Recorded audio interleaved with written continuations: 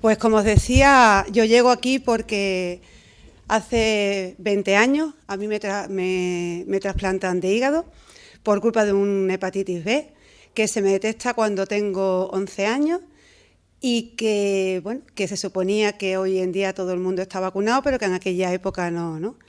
Entonces, a mí a raíz de una analítica me dicen que tengo una cosa que a mí se me queda que se llama antígeno Australia, porque es lo único que con aquella edad a mí se me quedó. Y después de hacer un periplo por médicos, pues encontramos a un médico que me dijo que no hacía falta que me fuera de Sevilla y que él más o menos controlaba lo que yo tenía, que me levantara de la cama, que volviera al colegio, que mi enfermedad no se pegaba, que no tenía que estar aislada, que simplemente tenía que llevar unas pautas que él me iría guiando. Con este médico, él sabía muy bien lo que tenía entre manos, sabía que lo que yo tenía en aquel momento no tenía cura y que lo único que podía hacer era ganarle tiempo al tiempo. Yo ahora se lo agradeceré en el alma, porque yo no crecí como una niña enferma. A mí en mi casa no me trataron nunca como una niña enferma, quizás porque él supo transmitir que había que seguir unos cuidados, pero nunca transmitió a mi casa que yo tenía una enfermedad que era incurable. Cuando yo llegué, iba haciendo revisiones con él y terminé mis estudios, pues cuando lo típico, cuando me puse con la regla la primera vez, pues entonces él me iba diciendo que tuviera cuidado, que si tenía novio, que si salía, que si las relaciones, cuando tuve edad de empezar a salir y a beber, que tuviera cuidado, que el tema del alcohol, y él fue siempre dosificando mucho la información. Por eso yo, bueno, sabía que tenía algo que estaba ahí, que se llamaba Antígeno Australia, que era como un nombre muy bonito, muy espectacular, era algo muy raro, todo el mundo te miraba, y que encima tenía una asignatura que era la gimnasia, que todos los años la tenía aprobada, porque a mí todos los años, en septiembre, me da un certificado, no puedes hacer gimnasia. Con lo cual yo crecí como una niña más normal. Cuando terminé mis estudios, me puse a trabajar y en un control de estos de rutina, de lo que te hace higiene y seguridad en el trabajo, me llegan los resultados y me dicen que no tengo plaquetas. Me voy a buscarlo, le digo, me ha pasado esto. Yo recuerdo su cara en el hospital blanca. Me dijo, no puede ser, vamos a repetirlo. Me lo repiten todo en el hospital. Y en ese momento él es incapaz de decirme lo que tengo y me dice que me va a derivar a una persona que ha estudiado con él, que se ha especializado en las hepatitis y que él me puede ayudar en lo que yo tengo. El doctor Jiménez, él siempre decía que le había tocado la parte fea, porque era el que se tuvo que sentar delante mía y decirme que aquel médico que me había llevado y que realmente para él era como una hija suya y que había sido capaz de llevarme a los 22 años, era incapaz de decirme que ese bichito que yo tenía se había ido comiendo el hígado y que yo ya no tenía reservas y que, claro, que empezaba a tener problemas y el primer problema gordo que tenía es que no tenía plaquetas. Sí es verdad que durante todo ese tiempo, en Sevilla era la Expo, previo a la Expo 92, yo trabajaba para una multinacional de construcción, con lo cual yo sí es verdad que tenía siempre complejo de floja, de cuando no querías una silla, querías un sofá y si no una cama. Pero lógicamente a mí en casa me decían, es normal, estás toda la semana trabajando, el fin de semana estás en la calle, duermes poco, pues bueno, pues ya está, pues sería eso. Sí, es verdad que tenía todo el cuerpo lleno de arañas vasculares. Ahora sé que eran arañas vasculares. En aquel momento es que te vas a la playa, tomas el sol, no te pones protección, no usas crema, tienes manchas. Pues vale. Sí, es verdad que yo decía, pues yo no como para estar como estoy. No, pero es que tú sales a tu tía, que tenía caderas anchas, que tienes no sé qué. Pues vale. Entonces, todos los problemas que me habían ido acarreando mi enfermedad había sido de una manera muy lenta, con lo cual yo todos los había ido asimilando a que eran siempre otro problema. Nunca pensé que era la enfermedad. Cuando yo encuentro a este médico ya, sí es verdad que todo se desencadenó. No llegó a un año y ese año yo acabé pues teniendo ingresos en el hospital cada vez más cercanos. Cada vez que entraba en el hospital era mucho más difícil y pasaba mucho más tiempo para salir. Y lógicamente acabé pues con lo que antes se decía una baja temporal del trabajo, porque yo acabé viviendo del sofá a la cama y de la cama al sofá con ayuda, ¿no? Un sábado de abril, de la feria de abril, y yo no estaba en la feria, tuve una hemorragia masiva y llegué al Hospital Virgen de Rocío por los pelos y avisamos a este médico y este médico me dijo que ya era el momento de presentarme a otro médico. Al día siguiente llegó este médico, me lo presentaron y él me dijo que, bueno, que lo que yo tenía ya no tenía hígado ninguno y que la única solución era algo que se llamaba trasplante. Para todos vosotros y para la población general, hoy es una palabra común. Yo creo que era la primera vez que yo la escuchaba. Jamás había escuchado esa palabra. Pensar que yo me estoy remitiendo al año 95. Los chavales cuando damos las conferencias me dicen, te vas a casa o en el mismo móvil en el momento pones trasplante, 1 millón de entradas. No existía internet, ellos no se lo pueden creer. Digo, es que no existían ni móviles. Entonces, para mí aquello fue algo muy difícil de asumir. Yo tenía amigos que habían estudiado medicina, estaban haciendo las residencias y yo le preguntaba que me habían dicho que la única posibilidad de seguir viviendo era algo que se llamaba trasplante. Lo que a mí me comentaron es que sí, era una técnica muy avanzada, que se hacía en quirófano, se hacía muy poco, pero que me tenía que ir a Madrid o a Barcelona, que es donde se hacía algo. Pero os aseguro que en el año 95 todo aquello era como ciencia ficción. O sea, era como algo que os aseguro que en Sevilla yo tenía todas las papeletas para morirme. De hecho, yo a mi médico le digo que no, que cuánto tiempo me queda. Él me dice que tengo que aceptar que soy una enferma terminal. Eso era como mayo, finales de mayo, y que yo a diciembre no llegaba. Entonces yo decidí irme a casa porque el tiempo que me quedara yo no quería ser un conejillo de India del hospital donde me pusieran, me quitaran, me clavaran y hicieran todas esas cosas que le encantan a ellos, que normalmente son todas pruebas horribles y que duelen muchísimo. Pero claro, en una recaída muy gorda, él vino, yo ingresé de urgencia en la UCI y él vino y me dijo, déjame que lo intente, y en ese momento le dice, bueno, lo tengo todo perdido, inténtalo. A mí me trasplantan un 8 de agosto de 1995 y el día 29 del mismo mes yo estaba en casa. Estaba en casa que os puedo contar que ni me reconocía. ¿Sabes? Yo la primera vez que tuve fuerzas para andar me fui al Corte Inglés a comprarme unos tacones. Yo llevaba años sin meter mi pie en un zapato normal, jamás, porque eran así. Pero para mí era normal, ¿sabes? Eran años.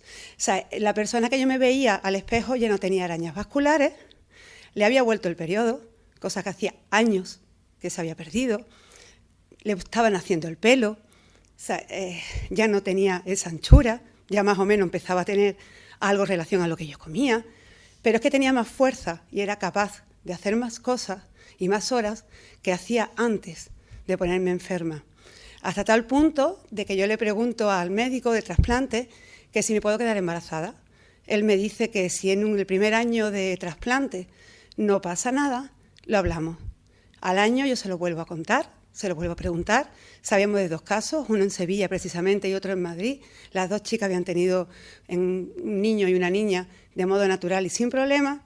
Aceptamos el riesgo, porque lógicamente es un embarazo de riesgo, pero tú piensas que no te va a pasar nada más. Yo me quedo embarazada y al 4.º mes de embarazo yo hago un rechazo crónico del hígado. Esto está determinado después, lógicamente, durante el embarazo ellos nada más que me podían sacar sangre y hacer ecografías.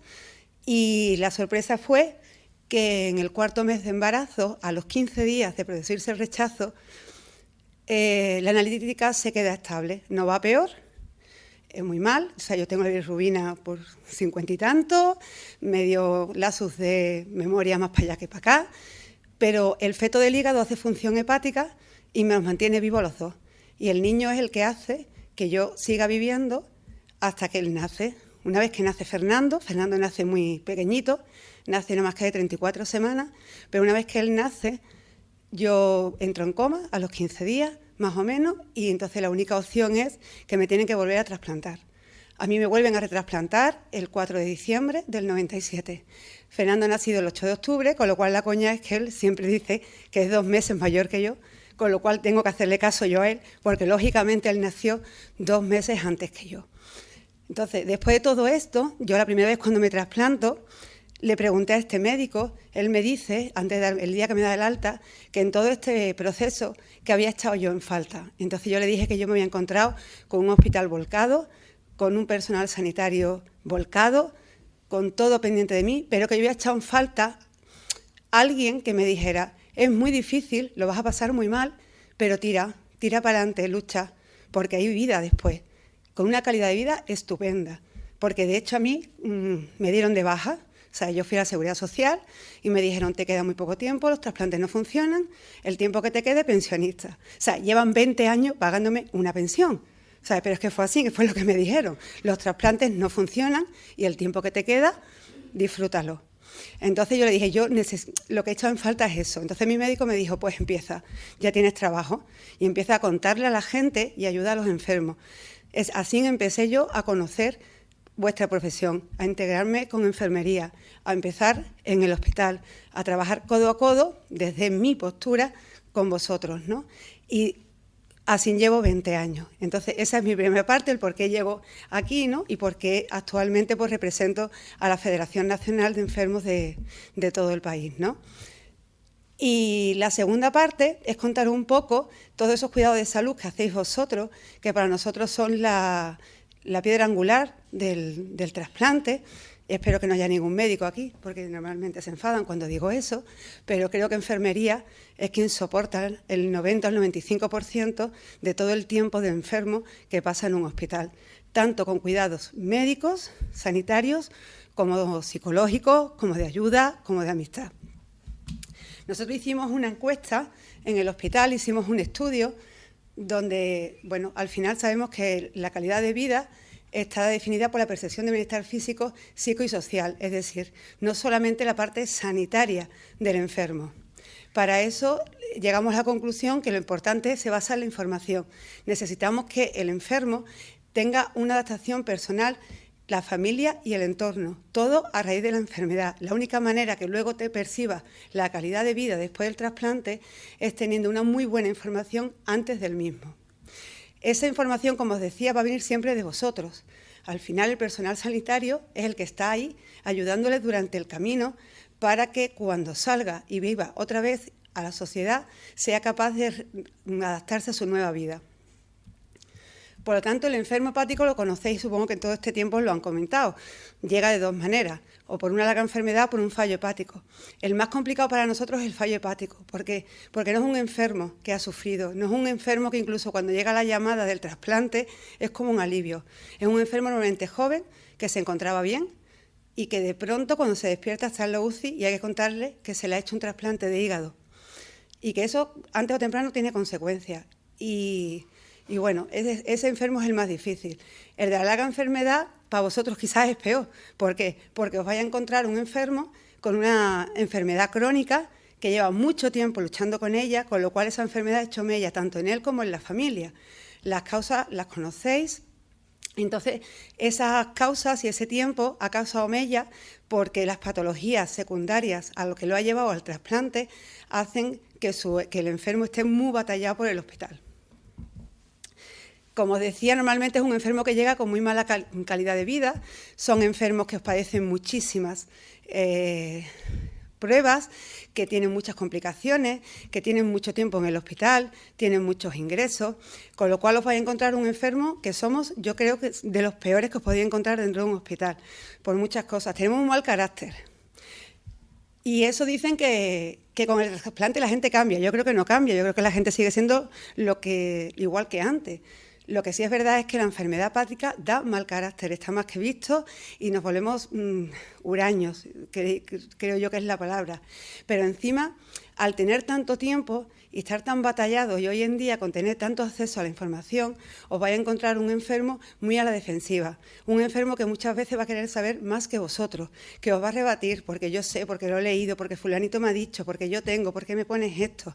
Y eso, tanto con el enfermo como en la familia, después te das cuenta que es difícil. Desde vuestro lado es difícil batallar el día a día, ¿no? Y el intentar que entienda o que entendamos que nuestras nociones sanitarias pueden ser un poco limitadas o incluso confundidas. Por lo tanto, llegamos a la conclusión que el enfermo experimenta en muy poco tiempo un cóctel de sentimientos y emociones que lógicamente luego se van a poner de manifiesto. Es de suma importancia el soporte psicológico tanto del enfermo como de su familia en la fase previa. Actualmente hay muy pocos hospitales donde se contempla un gabinete psicológico para la persona trasplantada, en los que algunos que los tienen, lo tienen a posteriori. Lo que pasa es que sí es verdad que nosotros estamos intentando batallar para que se den cuenta que la preparación a lo que viene es tan fundamental después como antes, pero tanto el enfermo como la familia, porque hasta que llega el trasplante pueden llegar hasta años, y esos años suelen ser bastante duros. Hemos conocido familias totalmente rotas, hijos mal y problemas después muy graves después de haber pasado por esa enfermedad. Y como os decía, vosotros os convertís en el pilar y el bastón fundamental del enfermo para afrontar todos esos días, semanas y todo lo sucesivo que le queda en la vida. Sí nos dimos cuenta, cuando hablábamos con todos los pacientes, ninguno cuestionaba vuestra educación profesional, es decir, nadie cuestiona que sepáis coger una vía, que sepáis hacer una cura grande, cambiar apósitos, administrar medicación, coger DRU. Lo que sí a veces se pide es un poco de confianza, ¿sabes? Lo que faltaba era confianza en ese personal, pero claro, también entendemos que muchas veces tenéis la presión de las horas, de la carga asistencial que lleváis y que muchas veces no podéis trabajar con la libertad y la lentitud que a lo mejor quisierais, ¿no? Cuando llega el trasplante, como os comentaba, en el enfermo que lleva meses, el trasplante, cuando el médico le dice por fin se ha aceptado a usted en una lista de espera, realmente es un alivio, porque durante meses te han estado diciendo que te mueres, que tienes que aceptar que eres un enfermo crónico, terminal, que cada día que pasa del calendario no va a volver a pasar. Y cuando tú eso ya lo tienes aceptado, te dicen que hay una única solución que se llama trasplante. Imaginaros las sensaciones que tiene ese paciente. Es un cóctel, se mezcla todo. Por un lado, tienes la alegría porque por fin, después de hablar y de escuchar durante meses de enfermo terminal, has escuchado la palabra solución, con lo cual es una gran alegría. Pero tienes una responsabilidad porque también te dices que una vez si llegas vas a tener unos cuidados con tu vida extremos. La angustia, porque el trasplante no depende de comprar nada de una medicación, de una técnica. Se basa en el pilar de un donante, es decir, se basa en la muerte de otra persona, que aunque tú no quieras y aunque sepamos que está ahí, quieras o que no, todo el mundo se plantea que se tiene que morir otra persona para que tú vivas. Y cuando ya todo eso te dicen que te ponen una lista de espera, imaginaros que con todo eso podéis estar en lista de espera entre 6 meses, 7, 8 años, dependiendo de tu enfermedad, tu gravedad, donde vivas y tal. Pero bueno, normalmente suelen ser listas de espera bastante largas. El día que te llaman, pues ese día todo eso sale a flor. Os vais a encontrar un enfermo que llega con su familia al hospital, totalmente agitado, como una costelera, pero que en vez de hielos tiene miedo, susto, preocupación, temor, alegría, desconocimiento, ansiedad, desesperación. Y todo eso os toca recibirlo, tranquilizarlo y que tenga la confianza de relajarse y que se ponga en vuestras manos. De ahí empieza un viaje para nosotros desconocido. Para vosotros, todas las partes que integran un hospital son conocidas. La mayoría de los enfermos, más allá de la consulta externa de patología y quizás de la prueba del TAC, de una ecografía, nunca había pasado. Con lo cual, normalmente se empieza un viaje para nosotros desconocido, llenos de curvas y con un final que nunca se sabe. A priori las estadísticas dicen que te va a salir bien, pero ya se sabe que hay un tanto por ciento que sale mal y nunca nadie te va a asegurar en qué parte vas a estar tú.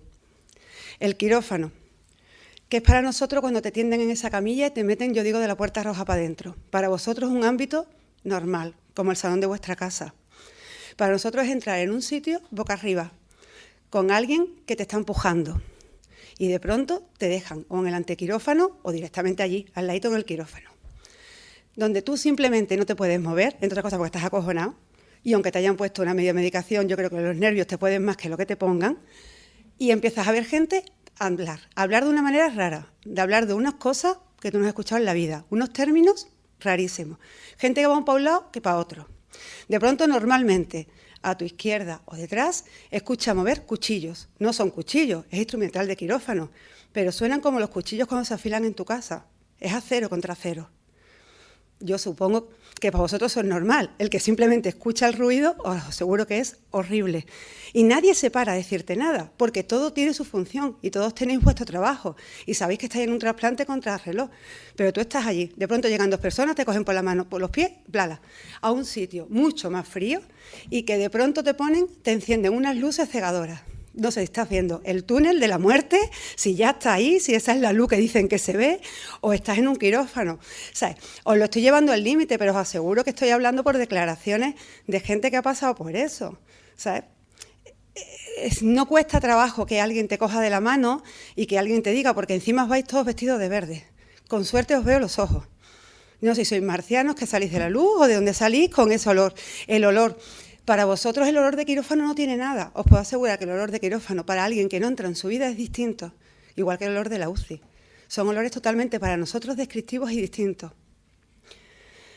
Bueno, pues en toda esa marea de sensaciones te hacen eso. Bueno, estás dormido, pero bueno, eso es lo que hacéis con nosotros una vez que estamos. Para introducir eso. Supongo que, bueno, para vosotros es normal, para nosotros es decir, Dios mío, todo eso tiene que caber dentro de mí. Y cuando te dicen, pues tienen que meter manos, tienen que quitar costillas, sacar tripas, echarlas, luego te pongo y te muevo un poquito como una lavadora, ¿vale? Para que todo en su sitio. Pues vale. Para quitar algo tan terrible como es ese hígado, que veis, lo estáis viendo, ¿no? Sí, lo veis ahí, que está como una piedra, eso es de hace muy poco, de un quirófano, de un hospital, para poner el sano que está al lado.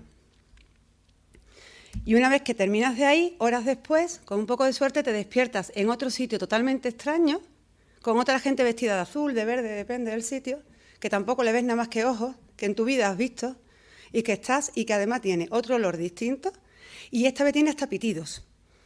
Y tu cuerpo está así. Yo recuerdo que a mí me decían, es como si te hubiera pasado un autobús por encima. Y yo a mi médico le decía, no, a mí me pasó la Tusán entera de Sevilla. A mí no me había pasado un autobús. O sea, yo con uno no tengo bastante. Para vosotros eso es normal. O sea, yo recuerdo tener la sábana hasta aquí. Y cuando venían a curarme, me decían, no, esperadme, me dais un par de almohadas, yo me la pongo encima y ahora destapáis. Porque yo tenía horror mirarme la barriga. Para mí eso era totalmente horrible. Y os puedo decir que hay descripciones de enfermos tremendos, porque no estamos acostumbrados nosotros a eso. Y siempre te dicen, lo importante es que te salga ese oro líquido negro que es como petróleo. Tú mira esa bolsita, y dices, voy a mirar esa bolsita, que venga la enfermera y la mire cada hora. O sea, yo no miro ahí, ya puede salir verde, rojo, negro, que salga por ahí lo que quiera. Pero yo ¿cómo voy a mirar? No puedo, encima que te duele todo, lógicamente, ¿no? Bueno, eso es un riñón, corazón. Eso es imágenes, y nosotros siempre decimos que tenemos nuestros ángeles que nos vigilan, que sois vosotros. Al final el médico llega a la UCI por la mañana, mira esa tablilla, mira lo que habéis escrito, lo que ha puesto, cómo ha pasado la noche, los líquidos que has expulsado, los líquidos que nos habéis metido, te preguntas cómo está, tal y que cual, qué tal, os pregunta qué tal la cura. Si está el médico intensivista le cuenta 2 cosas más, pero tu cirujano se va. O sea, al final el personal que está 24 horas aguantando nuestros fantasmas, nuestros miedos, nuestras lloros, nuestras alegrías, sois vosotros. Son la gente, el personal de enfermería que está en UCI cuidándonos las 24 horas. Y al final es el que se da cuenta realmente de tus necesidades. Es muy curioso porque esta chica de ojo, que se le ve en los ojos, que no tiene gorro, solamente tiene mascarilla, que está manipulando un palo de suero, es Beli. Y yo siempre decía que eran mis ojos verdes. Esa chica, yo digo que fue la que a mí me salvó de la UCI, no toda la medicación que me puso. Yo llevaba trasplantada una semana o menos, empezaba a ser consciente, me empezaban a retirar las drogas y empezaba a ser un poco consciente. Yo me trasplanté la noche de un viernes a sábado y cuando yo pregunté qué día era miércoles, con lo cual, bueno, se supone que había estado más para allá que para acá, pero drogada en el buen sentido, ¿no? Y no había tenido dolor nunca. Pero el señor que estaba al lado mía en la UCI empezaron a pitar, porque eso es otra que nos he comentado. Encima en la UCI hay algo que no hay en quirófano que nos obsesiona, y es la maquinita del corazón. Eso que en las películas siempre sale, de la línea recta. Podéis hablar con pacientes que se tiran horas mirando esa línea, que no se pare, que no se ponga recta, porque si eso se pone recto es que me muero. Y en mi vida he tenido algo que va diciéndolo, y yo no tengo por qué tener conocimientos sanitarios. Y hay gente verdaderamente obsesionada con ese pitido, que incluso le decimos, quítalo, quítalo, porque es que se pasa las 24 horas mirando esa pantallita. Tiene miedo, pavor, a que aquello que va moviendo arriba y abajo de pronto se ponga plano, porque además nos creemos que eso es así, boom, de primera plano te mueres. Pues esta chica, este señor empezó a pitar todo, empezó a mover todo el mundo corriendo de un lado para otro, y este señor estaba falleciendo. Lógicamente, yo empecé a llorar porque la siguiente era yo, era el receptor del corazón de mi donante. Yo entendía que se había operado antes que yo y que si ese señor estaba muriendo, pues a mí me quedaban, pues nada, horas, las horas que él me llevaba de adelanto. Esa chica se dio cuenta de que con su enfermo cardíaco no podía hacer nada, había médicos, había todo el mundo, y lo único que hizo fue acercarse, tirar de una cortina e intentar moverme como podía, un poco para el lado, y empezar a hablarme, porque yo estaba entrando en una crisis de ansiedad. Yo siempre digo que los cuidados de Belis me salvaron, y lo único que hizo fue darse cuenta de que sanitariamente, profesionalmente, pues la otra persona no podía hacer nada porque ella estaba atendida por mucha gente, pero que yo realmente lo estaba pasando muy mal. Eso es lo que yo os digo, de que muchas veces el sostén vuestro psicológico para nosotros es mucho más reconfortante a veces pasado el profesional, ¿no? A veces, pues, hacen apoyos externos. Pues nosotros hemos llegado a tener gente desde una semana en UCI hasta 9 meses. Imaginaros lo que es para chicos jóvenes tirarse a lo mejor 4 y 5 meses en una UCI. Todo el mundo tira la toalla, todo el mundo. Entonces necesitamos ayudarlos de cualquier manera para que se vuelvan a reenganchar a la vida, vuelvan a seguir luchando y quieran seguir para adelante. Y si hace falta traer, pues desde, como veis ahí, los Reyes, a gente ya trasplantada que vean, a jugadores de fútbol o lo que hagan falta, payasos a los niños. Y normalmente todos esos apoyos externos lo hacen gente que ya ha sido trasplantada, que han pasado cursos de formación y que está vinculadas al hospital, que saben lo que tienen que decir y cómo tienen que hacer esos apoyos, no es cualquiera, pero que pueden contar al enfermo que está ahí de otra manera, más de tú a tú, el que no se tira la toalla y que se sigue luchando. Ahora simplemente estas son unas imágenes para que entendáis, gente que ha estado muchísimo tiempo en una UCI, cómo puede hacer el tirar para adelante. Bueno, pues este chico ya ve, este chico fue una hepatitis fulminante, lo llevó muy mal, él lo llevó muy mal, tuvo muchísimo tiempo y bueno, pues se le trajo jugadores del Sevilla, esos después, pero bueno, actualmente corre en maratones de estos de bicicleta, no sé cómo se llama, el trial de y es un chico deportista y vamos, está estupendamente. Esto es muy impactante, pero este es un chico que sí llegó por una cirrosis primaria de vías biliares al hospital. Este chico tenía fístulas absolutamente por todo el cuerpo. Este niño se tiró entre 6 y 7 meses en la UCI. Llegaba un momento que él decía que quería comer natillas y le daban natillas sabiendo que tal y como entraba, las natillas salían por fístulas. Pero había que darle natillas, él quería natillas, daba igual, ya se limpiaría después la fístula como fuera. Aquí tiramos, él era muy creyente, total que tiramos de su virgen de su pueblo, vino toda la hermandad y le dijeron que si él había tirado totalmente la toalla, nada más que hacía llorar, se quería morir, él no quería seguir. Y bueno, le dijeron que si se ponía bien, pues aquella Semana Santa iría acompañando a su virgen. Y eso fue en Navidad. Imaginar el cambio con su madre en la comida de Navidad. O sea, el cambio es absolutamente radical, ¿no? Y esto es algo que le ponemos a los chicos jóvenes. Este es un señor. Bueno, aparentemente ahí lo veis normal, pero tenía una cirrosis por alcohol. Él no lo sabía, tenía buen aspecto, pero era una persona ya cirrótica. De aquello de yo me tomo, 3, 4 cervezas al día, 2 cubatas los fines de semana. Los chicos me ponen muy mala cara, pero es que es la realidad. Dicen que es poco. Bueno, pues este señor al año estaba así. Le dijeron que tenía que dejar el alcohol. Él dice que sí. ¿Y quién piensa que no? O que tonteaba. El caso es que entró muy malito. Esta es la misma persona, un mes antes del trasplante, 6 meses después del trasplante, años después del trasplante. Y esa es la evolución. Os puedo asegurar que este señor, pues ahora mismo lleva una vida totalmente sana, involucrado hasta la médula, da charlas anti-alcohol o de concienciación al alcohol en los institutos y en los chavales, porque él pensaba que con 3 o 4 cervezas diarias y algún cubata los fines de semana, pues tendría una vida completamente normal, y ahí ya podéis ver el cambio, ¿no? Nuestros niños, nuestro gran problema, nuestros niños. Los niños es más complicado, porque gracias a Dios hoy en día no tenemos muerte infantil, y si muere algún niño por alguna enfermedad suele ser por una enfermedad incurable de transmisión, con lo cual no podría ser donante. Con lo cual nuestros niños la única solución que tienen es la donación de vivo por parte de un padre o madre que le done parte del hígado. Eso es mucho más complicado. Supongo que lo habréis hablado o lo habrán hablado en el curso, ¿no? Es difícil. Y bueno, ellos tienen esa oportunidad de seguir viviendo. Estos son fotos de antes y después de carteles que nos dejan en el piso de La Paz de Madrid, de Adrián y de esta niña de Jerez, ¿no? Cuando vienen a las revisiones, y es una alegría ver cómo estos niños llegan a ser vida después. Pero aquí los veis bebés, pero mira, os cuento. Esas 2 chicas que están ahí abrazadas, esas chicas tienen 30 años, 30 y 32 años actualmente. Lorena vive en Barcelona, Mónica vive en Gran Canaria. Estas niñas fueron trasplantadas por el doctor Margarit no llegando a la edad de 1 año. Actualmente, bueno, las veis que están estupendas. La mamá de abajo, con Juan Sá, a la mamá, ella siempre cuenta, como en un hospital de Andalucía, le dieron a su niño envuelto con 6 meses de vida y le dijeron, llévatelo para Barcelona porque tu niño se te muere.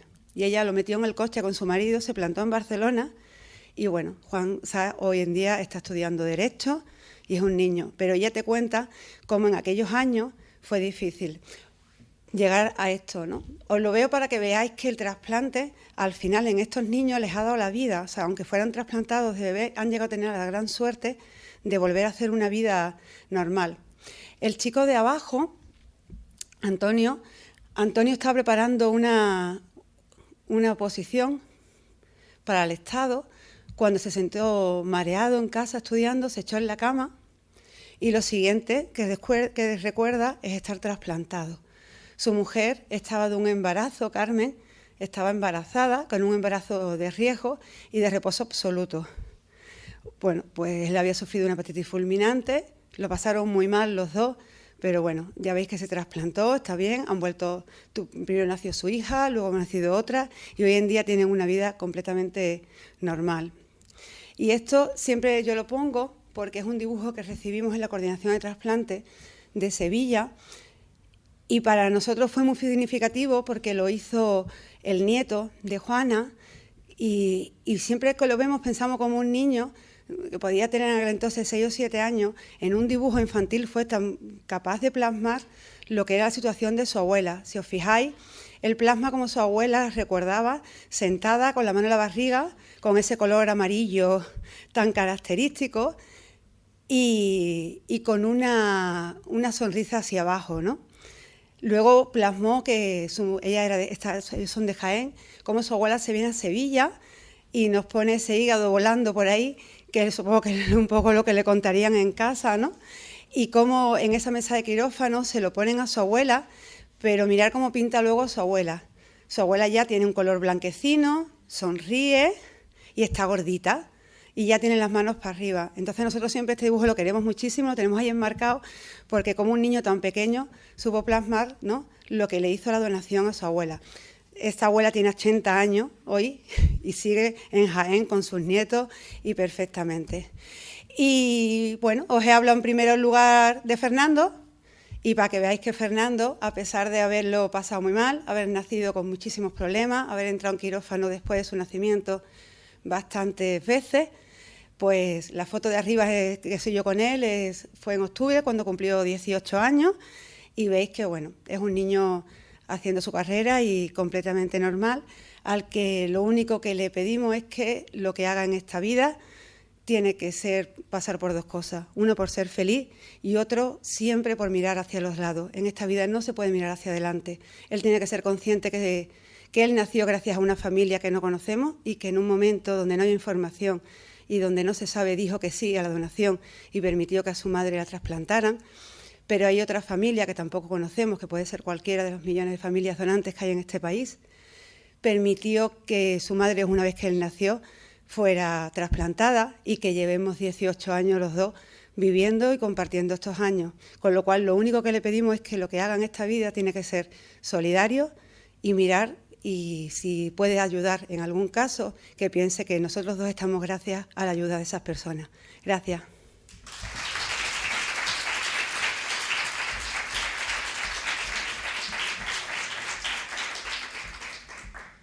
Si alguien tiene alguna duda, alguna pregunta, algo, no sé. Quería hacer una pregunta. Bueno, primero quería decir públicamente que agradecemos muchísimo la presencia de Eva aquí, porque viene exclusivamente para el que viene de Sevilla, que nos falla este año, solo a la noche, a ver si viene otra vez mañana. Y luego también especialmente hoy, porque el día que la invitamos, pues nos enteramos que la feria de Sevilla empezaba ayer, esta noche. O sea que te lo agradecemos de doble forma, porque te vas a perder el alumbrado, le llaman, ¿no? El iluminado que hacen. Te lo agradecemos de verdad. Yo te quería preguntar, Eva, a través de la federación, vosotros tenéis, estáis en el hospital tú estás en el hospital de Sevilla, pero me imagino que tú también pues tendrás conexión con otros centros hospitalarios, ¿no? El trabajo que se hace también con la familia, aparte de que vosotros estáis con estos pacientes.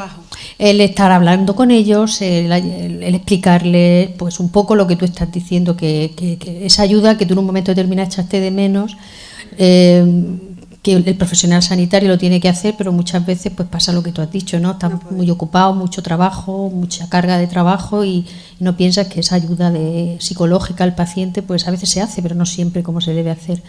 La familia, nosotros pensamos que la familia es tan importante como el paciente. Pues nosotros siempre decimos a la familia que de la puerta para adentro siempre pone una sonrisa, ya tiene bastante el paciente con lo que tiene como para generarle más miedo. Entonces la familia normalmente en el pasillo es la que se come la angustia, las malas noticias, las regulares, porque cuando te dan al médico una noticia buena entras corriendo y lo dices. O sea, el problema es gestionar una mala noticia o 2 pasos para atrás en el pasillo y entrar en la habitación con una sonrisa de oreja a oreja, ¿no? Entonces, por eso siempre decimos que es importante preparar para lo que viene a la familia y al paciente, y en el proceso también. La Federación está compuesta de 21 asociaciones provinciales, aquí está la de Murcia, y ellos normalmente tienen equipos de visita que han sido formados y que siempre dependemos de los médicos, ¿sabes? Nosotros no podemos ir por libre en ningún hospital. Es el médico, el patólogo, cirujano o muchas veces la enfermera ¿cómo se dice? La enfermera jefe o la enfermera que tengan designada para el equipo de trasplante o de patología, la que normalmente, la que te indica, pues en tal habitación está este paciente, su situación es tal, o vete a hablar con esta familia porque el paciente se quiere trasplantar pero la familia le da mucho miedo. O nosotros siempre tenemos que tener un límite, ¿sabes? Yo siempre digo que no podemos hacer ni vuestro trabajo, ni el trabajo de un psicólogo, ni menos el trabajo de un médico. Nosotros siempre tenemos que saber muy bien qué información se da, porque si no al final lo volvemos locos y es peor, o podemos dar incluso por nuestro afán de ayudar, podemos meter la pata. Y a veces todo no se le puede decir al paciente, o la información hay que modularla un poquito, ¿no? Entonces nosotros siempre dependemos del personal sanitario que nos indique en qué circunstancias está el paciente, qué requiere esa familia y bueno, pues si hace falta chuparse muchas horas en la puerta de un quirófano con una familia, lo hacemos y la acompañamos y ya está. Otras veces llegan a lo mejor a un complejo hospitalario como puede ser, no sé, Ramón y Cajal o de grandes ciudades, gente que va de otras ciudades que no lo conoce y se vuelven locos. Imaginaros esos papás que llegan a La Paz y que son, no sé, de Murcia o de Sevilla o de cualquier otro pueblo más pequeño y llegan a aquello, se pierden. O sea, nuestra labor es ir con ellos, acompañarlos, que te han dicho dónde tienes que ir, vamos a pedir esta prueba y guiarlos también un poco, porque entre la angustia que ya llevan de tener un bebé enfermo a encontrarte con esos macros hospitales, con esa burocracia, es a veces difícil. Entonces, por supuesto, a la familia siempre la ayudamos, la acompañamos y es lo que necesiten. Gracias.